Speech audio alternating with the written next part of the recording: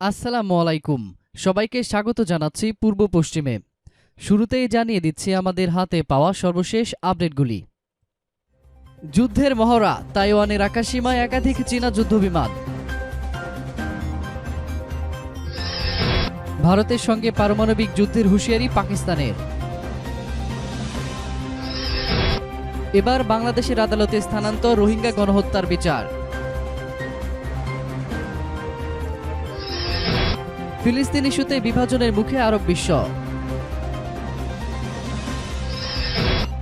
বেলারুশকে নিয়ে কি ভাবছে রাশিয়া। জরিপে আরও এগিয়ে বাইডেন, পিছিয়ে পড়েছেন ট্রাম্প। প্রিয় দর্শক, এতক্ষণ শুনছিলেন সংবাদ শিরোনাম, এবার বিস্তারিত। একাধিক চীনা যুদ্ধবিমান গতকাল তাইওয়ানের আকাশসীমার দক্ষিণ পশ্চিমে প্রবেশ করেছে। তাইওয়ানের প্রতিরক্ষা মন্ত্রণালয় এটিকে অস্থিতিশীল কর্মকাণ্ড হিসেবে বর্ণনা করে জানিয়েছেন, বেইজিংয়ের এমন কর্মকাণ্ড আঞ্চলিক শান্তি ও স্থিতিশীলতাকে হুমকির মুখে ফেলেছে। চীন তাইওয়ানকে সাবেক প্রদেশ হিসেবে বিবেচনা করলেও তাইওয়ান নিজেদের স্বাধীন রাষ্ট্র মনে করে। নিজেদের সীমানার পাশে চীনা সামরিক বাহিনীর কার্যক্রম নিয়ে বারবার আপত্তি জানিয়ে আসছে তাইওয়ান। চীনের পক্ষ থেকে এসব সামরিক কার্যক্রমকে সার্বভৌমত্ব রক্ষার জন্য প্রয়োজনীয় বলেও দাবি করা হচ্ছে। গত কয়েক সপ্তাহ ধরে তাইওয়ানের উপকূলীয় এলাকায় ব্যাপক সামরিক উপস্থিতি বাড়িয়ে চীনকে মহড়া দিতে দেখা যাচ্ছে। তাইওয়ানের প্রতিরক্ষা মন্ত্রণালয় জানিয়েছে, গতকাল সকালে চীনা SU-30 এবং J-20 যুদ্ধবিমান তাইওয়ানের আকাশসীমায় প্রবেশ করে। এই মহড়ায় বেশ কিছু যুদ্ধবিমান অংশ নেয়। তাইওয়ানের প্রতিরক্ষা মন্ত্রণালয় আরও জানায়, আঞ্চলিক শান্তি ও স্থিতিশীলতাকে ক্ষতিগ্রস্ত করে চীনা কমিউনিস্টদের এমন একতরফা পদক্ষেপের চরম নিন্দা জানাচ্ছে প্রতিরক্ষা মন্ত্রণালয়। মানুষকে উদ্বিগ্ন না হওয়ার আহ্বান জানিয়ে তাইওয়ানের সামরিক বাহিনী জানিয়েছে, তাইওয়ানের সশস্ত্র বাহিনী এ ধরনের একপাক্ষিক পদক্ষেপের বিষয়ে দ্রুত এবং যথাযথ প্রতিক্রিয়া জানাতে সক্ষম হয়েছে। তাইওয়ানের লিবার্টি টাইমস পত্রিকা জানিয়েছে, চীনা বিমানগুলোকে আকাশসীমা ছেড়ে যাওয়ার জন্য রেডিওতে 24টি মৌখিক সতর্কতা জারি করেছিল তাইওয়ান। বর্তমানে তাইওয়ান দক্ষিণ পূর্ব এবং পূর্ব উপকূলে অস্ত্র পরীক্ষা চালাচ্ছে। তবে এই নিয়ে চীনের পক্ষ থেকে তাৎক্ষণিকভাবে কোনো মন্তব্য পাওয়া যায়নি। চীন বিরোধী নেত্রী হিসেবে পরিচিতি তাইওয়ানের প্রেসিডেন্ট সাং ইউয়েং গত মাসে সতর্ক করেছিলেন যে দক্ষিণ চীন সাগর এবং তাইওয়ানের আশেপাশে উত্তেজনার কারণে দুর্ঘটনামূলক সংঘাতের ঝুঁকি বাড়ছে এবং যে কোনো ধরনের দুর্ঘটনা এড়াতে দুই দেশের যোগাযোগ অবশ্যই বজায় রাখতে হবে। এদিকে কাশ্মীরে ভারতীয় নিরাপত্তা বাহিনীর গণহত্যা বন্ধে জাতিসংঘ সহ আন্তর্জাতিক সম্প্রদায়কে দ্রুত পদক্ষেপ নেওয়ার আহ্বান জানিয়েছেন পাকিস্তানের একজন আইন প্রণেতা। দীর্ঘদিনের এই বিরোধ পারমাণবিক যুদ্ধের দিকে গড়াতে পারে বলেও হুঁশিয়ারি করে দিয়েছেন তিনি। ইসলামাবাদে এক সেমিনারে বক্তব্যকালে পার্লামেন্টের কাশ্মীর কমিটির চেয়ারম্যান শেহরিয়ার খান আফ্রিদি দাবি করেন যে পাকিস্তানের সঙ্গে আলোচনা শুরু করতে ভারত পর্দার আড়ালে চেষ্টা করছে। তবে এজেন্ডায় কাশ্মীর ইস্যু না থাকলে ভারতের সঙ্গে পাকিস্তান আলাপ করবে না বলেও তিনি জানান। তিনি আরও বলেন, বৈশ্বিক ডিজিটাল স্পেসে কাশ্মীর একটি প্রধান ইস্যু। সেখানে যে গণহত্যা চলছে তা নিয়ে বিশ্বকে বিভ্রান্ত করার কোনো সুযোগ ভারতকে দেবে না পাকিস্তান। আজাদ কাশ্মীর নামে পরিচিত পাকিস্তান নিয়ন্ত্রিত কাশ্মীরের প্রেসিডেন্ট সারদার মাসুদ খান অভিযোগ করে বলেন, বিতর্কিত জম্মু কাশ্মীরে বিনা বিচারে হত্যা একটি সাধারণ রীতিতে পরিণত হয়েছে। তিনি বলেন, ভারতীয় সেনারা তরুণদের গ্রেপ্তার করে পরে ভুয়া এনকাউন্টার সাজিয়ে তাদের গুলি করে হত্যা করে। অধিকৃত কাশ্মীরে ভারতীয় নৃশংসতার কথা গোটা বিশ্ব জানে, কিন্তু ভারতের বিরুদ্ধে কোনো ব্যবস্থা গ্রহণের পথে বাধা হয়ে দাঁড়িয়েছে বাণিজ্যিক স্বার্থ। অপরদিকে রোহিঙ্গাদের হত্যা ও নির্যাতনের অভিযোগে আন্তর্জাতিক অপরাধ আদালতে মিয়ানমারের বিরুদ্ধে শুনানি অনুষ্ঠিত হবে। ওই শুনানি যেন নেদারল্যান্ডসের হেগের পরিবর্তে অন্য কোনো দেশে, বিশেষ করে বাংলাদেশে আদালতে স্থানান্তর করে শুরু করা হয়, সেরকম একটি আবেদন পেশ করা হয়েছে। আন্তর্জাতিক অপরাধ আদালত এবং ICC সব রকম কার্যক্রম সাধারণত চলে নেদারল্যান্ডসের হেগে শহরে, কিন্তু এই প্রথম এরকম কোনো উদ্যোগ নেওয়া হলো যেখানে ভিকটিম বা নির্যাতিতদের শুনানির জন্য আদালতকে অন্য কোনো দেশে বসানোর আবেদন জানানো হয়েছে। ICC-তে এমন সময় এই ধরনের অনুরোধের কথা বলা হয়েছে যখন মিয়ানমারের দুই সেনা রোহিঙ্গাদের বিরুদ্ধে হত্যা এবং ধর্ষণের ঘটনায় সরাসরি অংশ নেওয়ার কথা স্বীকার করেছেন এবং হেগেতে পৌঁছেছেন বলে জানা গেছে। মিয়ানমারকে মানবতা বিরোধী অপরাধের অভিযোগে কাঠগড়ায় দাঁড় করানোর জন্য যে তদন্ত প্রক্রিয়াধীন, সেখানে এই দুটি ঘটনাকে খুবই গুরুত্বপূর্ণ বলে মনে করেছেন আন্তর্জাতিক মানবাধিকার আইনজীবীরা।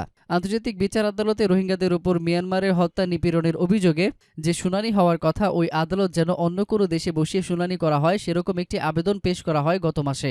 আবেদনটি করেন রোহিঙ্গাদের পক্ষে কাজ করছে এমন 3টি ভিকটিম সাপোর্ট গ্রুপের আইনজীবীরা। তারা এমন একটি দেশে এই শুনানির অনুরোধ জানিয়েছেন যেটি নির্যাতনের শিকার রোহিঙ্গাদের কাছাকাছি কোনো দেশ হবে। আবেদনে দেশের কথা উল্লেখ না থাকলেও আইসিসি এই আবেদনের অগ্রগতি যে বিবরণী প্রকাশ করেছে তাতে এই দেশটি সম্ভবত বাংলাদেশ বলে উল্লেখ করা হয়েছে। এই অনুরোধের পরিপ্রেক্ষিতে আইসিসি 3 নম্বর প্রি ট্রায়াল চেম্বার আদালতের রেজিস্ট্রি বিভাগকে আদেশ দিয়েছে হেগে থেকে অন্য কোনো দেশ যেমন বাংলাদেশে আদালতের কার্যক্রম সরিয়ে নেওয়ার সম্ভাব্যতা যাচাই করতে। আগামী 21শে সেপ্টেম্বরের আগে এই সম্ভাব্যতা যাচাই করে রিপোর্ট দিতে বলা হয়েছে। আন্তর্জাতিক মানবাধিকার আইনজীবী আহমেদ জিয়াউদ্দিন এই সম্পর্কে বলেন, অন্য দেশে আন্তর্জাতিক অপরাধ আদালতের শুনানির জন্য আদালত বসানোর উদ্যোগ খুবই বিরল একটি ঘটনা। যেহেতু নির্যাতনের শিকার হাজার হাজার রোহিঙ্গা শরণার্থী বাংলাদেশে আছেন, তাই এটি বাংলাদেশে হলে শুনানিতে তাদের সাক্ষ্য প্রমাণ দেওয়া সহজ হবে।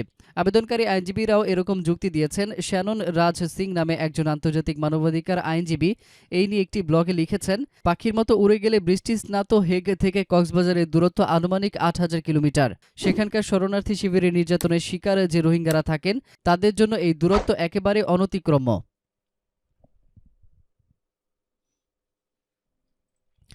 ইসরায়েল আমিরাতের মধ্যে কথিত ঐতিহাসিক চুক্তির প্রেক্ষিতে আগামীকাল বৈঠকে বসতে চলেছেন আরব লীগের নেতারা। সেখানে ফিলিস্তিন ইস্যুতে জোর আলোচনা হতে পারে। তবে বরাবরের মতো এই ধরনের বৈঠকে পারস্পরিক ঐক্যের বদলে এবার বিভাজন সৃষ্টির সম্ভাবনাই বেশি। ইসরায়েলের সঙ্গে সম্পর্ক স্বাভাবিককরণের চুক্তি করে সংযুক্ত আরব আমিরাত 2002 সালে আরব শান্তি পরিকল্পনায় বাধা সৃষ্টি করেছে বলে অভিযোগ তুলেছে ফিলিস্তিন। ওই পরিকল্পনা অনুসারে ইসরায়েলের 1967 সালে সীমান্ত প্রত্যাহার, ফিলিস্তিনি শরণার্থীদের বিষয়ে স্থায়ী সমাধান এবং ফিলিস্তিনি রাষ্ট্রের রাজধানী হিসেবে পূর্ব জেরুজালেমকে স্বীকৃতি দেওয়ার পরেই কেবল ইসরায়েলিদের সঙ্গে সম্পর্ক স্বাভাবিক করার কথা আরব দেশগুলোর। ফিলিস্তিন প্রশাসনের জ্যেষ্ঠ কর্মকর্তা হোসেন হামাইল বলেছেন, শান্তি পরিকল্পনার খসড়ায় বিরোধিতা করে বাহারেন নিজেকে আরব ও মুসলিমদের শত্রুপক্ষ দাঁড় করিয়েছে। ফিলিস্তিন স্বার্থ বলি দেওয়ার কারণ হিসেবে যেটা জানা গেছে, গত 13 আগস্ট মার্কিন প্রেসিডেন্ট ডোনাল্ড ট্রাম্পের ইসরায়েলি চুক্তিতে রীতিমতো হতবাক হয়ে যায় ফিলিস্তিনি প্রশাসন। এর জন্য তারা আমিরাতের বিরুদ্ধে ফিলিস্তিনিদের সঙ্গে প্রতারণারও অভিযোগ করেছে। ইসরায়েলি প্রধানমন্ত্রী নেতানিয়াহু বলেছেন, আরব বিশ্বের আরও কয়েকটি দেশ শীঘ্রই আমিরাতের পথ অনুসরণ করবে। ইতিমধ্যেই ইসরায়েলের প্রতি সমর্থন জানিয়েছে বাহরাইন ও ওমান। লন্ডনে কিংস কলেজের নিরাপত্তা গবেষণা বিষয়ক সহকারী অধ্যাপক অ্যান্দ্রেস কিং বলেন, ফিলিস্তিন ইস্যুটি ঐতিহ্যগতভাবেই আরব লীগকে ঐক্যবদ্ধ রেখেছে। তবে চলতি বছর সেই ইস্যুটাই বিভাজনের কারণ হয়ে দাঁড়িয়েছে। এই অবস্থায় ফিলিস্তিনি নেতাদের উত্থাপিত অনেক প্রস্তাবেই উপসাগরীয় দেশগুলো আরও সমর্থন করবে না বলেও মনে করে এই বিশ্লেষকরা। তিনি বলেন, তাৎক্ষণিকভাবে হয়তো আরব বিশ্বের আর কোনো দেশ আনুষ্ঠানিকভাবে ইসরায়েলের সঙ্গে সম্পর্ক স্বাভাবিক করবে না, তবে ইসরায়েলিদের সঙ্গে লেনদেন ও ঘনিষ্ঠতা আরও বাড়াবে, যেখানে ফিলিস্তিনি স্বার্থের কোনো যোগসূত্র থাকবে না। অন্যদিকে বেলারুশকে পর্যায়ক্রমে রাশিয়া নিজেদের ভূখণ্ড অন্তর্ভুক্ত করে নেবে বলে কিছু প্রতিবেশী দেশের পক্ষ থেকে যে দাবি করা হয়েছে, সেই ঘটনাকে পুরোপুরি উদ্ভট বলে প্রত্যাখ্যান করে দিয়েছে মস্কো। ক্রেমলিনের মুখপাত্র দিমিত্রি পেসকভ গতকাল মস্কো থেকে এক বিবৃতিতে বলেছেন, বেলারুশকে রুশ ফেডারেশনে অন্তর্ভুক্ত করার কোনো পরিকল্পনা তাদের নেই এবং বেলারুশের প্রেসিডেন্ট আলেকজান্ডার লুকাশেঙ্কোর আসন্ন মস্কো সফরেও এই বিষয়ে কোনো আলোচনা হবে না। পেসকভ আরও বলেন, বেলারুশে চলমান রাজনৈতিক পরিস্থিতির প্রেক্ষাপটে লুকাশেঙ্কো আসন্ন মস্কো সফর অনুষ্ঠিত হবে, কারণ এই দুই দেশের মধ্যে চমৎকার ঘনিষ্ঠ সম্পর্ক বিরাজমান। গত 9 আগস্ট বেলারুশে অনুষ্ঠিত নির্বাচনে প্রেসিডেন্ট লুকাশেঙ্কো পুনরায় নির্বাচিত হন। তবে বিরোধী দলগুলো এই ফলাফল মেনে নেয়নি। তবে রাশিয়ার প্রেসিডেন্ট ভ্লাদিমির পুতিন প্রথম থেকে বেলারুশের নির্বাচনের ফলাফল মেনে নিয়ে লুকাশেঙ্কোর প্রতি সমর্থন ব্যক্ত করেছেন। অন্যদিকে বেলারুশের বিরোধী দলীয় নেতা আসুতো কালা নিখাতুসকায়াকে রাজনৈতিক আশ্রয় দিয়েছে প্রতিবেশী দেশ লিথুনিয়া। এছাড়া লিথুনিয়া ও এস্তোনিয়া বেলারুশের প্রেসিডেন্টকে তাদের কালো তালিকায় অন্তর্ভুক্ত করেছে। ওই দুই দেশের পক্ষ থেকে অভিযোগ করা হয়েছে, রাশিয়া ক্রিমিয়া প্রজাতন্ত্রের মতো বেলারুশকেও নিজ ভূখণ্ডে অন্তর্ভুক্ত করে নেবে। অন্যদিকে আগামী 3 নভেম্বর মার্কিন প্রেসিডেন্ট নির্বাচন অনুষ্ঠিত হবে। এরই মধ্যে নির্বাচনী প্রচারণা শুরু করে দিয়েছেন প্রার্থীরা। এই নির্বাচনে ডেমোক্র্যাট দলের প্রার্থী জো বাইডেন এবং প্রেসিডেন্ট ট্রাম্পের মধ্যে তুমুল প্রতিদ্বন্দ্বিতা হবে বলে ধারণা করা হচ্ছে। এদিকে যুক্তরাষ্ট্রের আসন্ন নির্বাচনে ডেমোক্র্যাট দলের প্রেসিডেন্ট প্রার্থী জো বাইডেন জনপ্রিয়তার দিক দিয়ে প্রেসিডেন্ট ট্রাম্পের চেয়েও 12 পয়েন্ট বেশি পেয়ে এগিয়ে আছেন। চলতি মাসের 3 থেকে 8 তারিখ পর্যন্ত পরিচালিত একটি জরিপে দেখা গেছে, জো বাইডেন পেয়েছেন শতকরা 52% ভোটারের সমর্থন।